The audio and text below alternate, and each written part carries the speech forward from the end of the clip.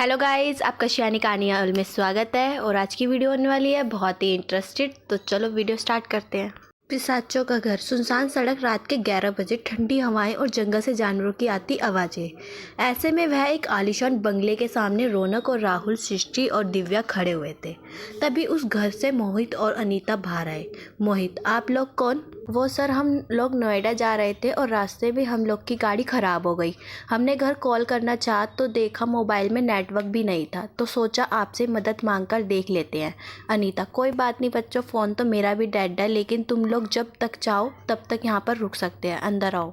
ये सुनकर चारों खुश हुए और उनको थैंक्स बोलकर घर के अंदर पहुंचे। अंदर जाकर उनकी आंखें फटी की फटी रह गई। वह चारों तरफ महंगे महंगे मैट्रिक पीसेस लगे हुए थे। उनको देखकर उन लोगों को चुराने का मन होने लगा। अनीता, बैठो बच्चों, तुमको भूख लगी होगी, मैं सबके लिए खाना लगाती हूँ। मोहित, हाँ हाँ, तुम लोग खाना लगाओ, तब तक मैं बच्चों से बातें करता हूँ। ये कहकर मोहित ने बच्चों के साथ डाइनिंग टेबल पर बैठकर बातें करने लगा। रौनक ने उसके करीब बैठे राहुल की तरफ ध्यान दिया तो देखा उसकी बेल्ट पर चाकू रखा था। रौनक ने फुसफुसाते हुए राहुल से कहा, रौनक इडियट, मैंने कहा था ना कि कोई भी वेपन साथ मत रखना, फिर भी तूने चाकू क्यों नहीं छोड़ा? अगर इन लोगों को शक हो गया कि हम लोग चोर हैं तो? राहुल, तुझे पता है ना, ये चांदी का चाकू मेरे लिए बहुत लकी है, मैं इसे हमेशा अपने साथ रखता हूँ, इन बुढ़े और बुढ़िया को पता नहीं चलेगा। खाना तैयार है बच्चों। ये कहते हुए अनीता ने टेबल पर 2 थाली रखी और उन पर से ढक्कन हटाया। उन पर चिकन रखा हुआ था। क्यों बच्चों, खाना पसंद आया कि नहीं? तभी दिव्या बोली, yes ma'am, thank you so much. Anita ने कहा, खाना शुरू करो। ये कहकर वह हरासमेंटी तरीके से मुस्कुराई और बोली, इसको खाने से तुम्हारा खून और गर्म और मीठा हो जाएगा।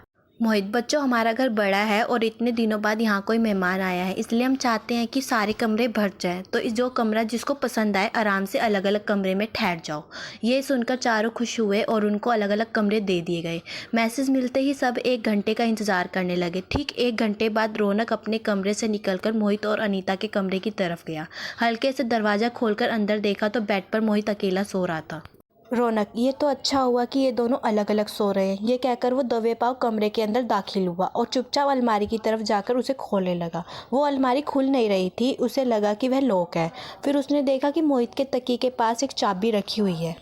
उसे लगा कि वह चाबी उस अलमारी की है। वह जैसे ही वह चाबी उठाने लगा, मोहित ने उसका हाथ पकड़ लिया। रौनक डर गया। मोहित ने भयंकर अंदाज से हंसते हुए जैसे ही अपनी आंखें खोली, रौनक के मुंह से चीख निकल पड़ी। मोहित की आंखें रंग बदलकर लाल हो चुकी थी और उसके 2 दांत भी बड़े हो गए थे। मोहित उठा और रौनक चिल्लाकर उससे दूर हो गया। मोहित हंसते हुए बोला, क्या हुआ मोहित, चोरी का इरादा कैंसिल कर दिया क्या? रौनक चिल्लाया और दरवाजे की तरफ भागा, लेकिन वह दरवाजे की तरफ पहुंचता इससे पहले ही मोहित ने पीछे से उसे पकड़ लिया और भयंकर अंदाज से हंसा और बोला, इतने दिनों बाद ताज़ा खून पीने को मिला है। इतना कहते ही मोहित अपने तेज दांत रौनक के गर्दन पर लगाकर उसका खून चूसने लगा।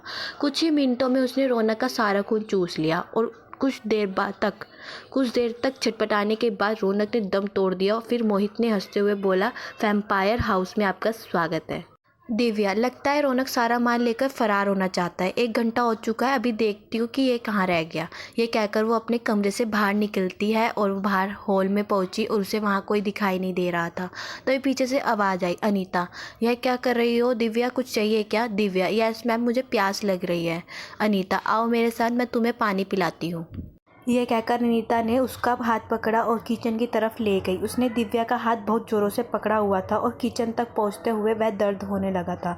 दिव्या बोली, मैम मेरा हाथ छोड़िए, दर्द हो रहा है। ये सुनकर अनीता ने जैसे ही दिव्या से नज़रें मिलाई, दिव्या के मुंह से चीख निकल पड़ी। अब अनीता भी 50 बन चुकी थी और लाल आँखों से भयानक अंदाज से दिव्या की तरफ देख रही थी। उसके दांत भी खूंखार हो चुके थे।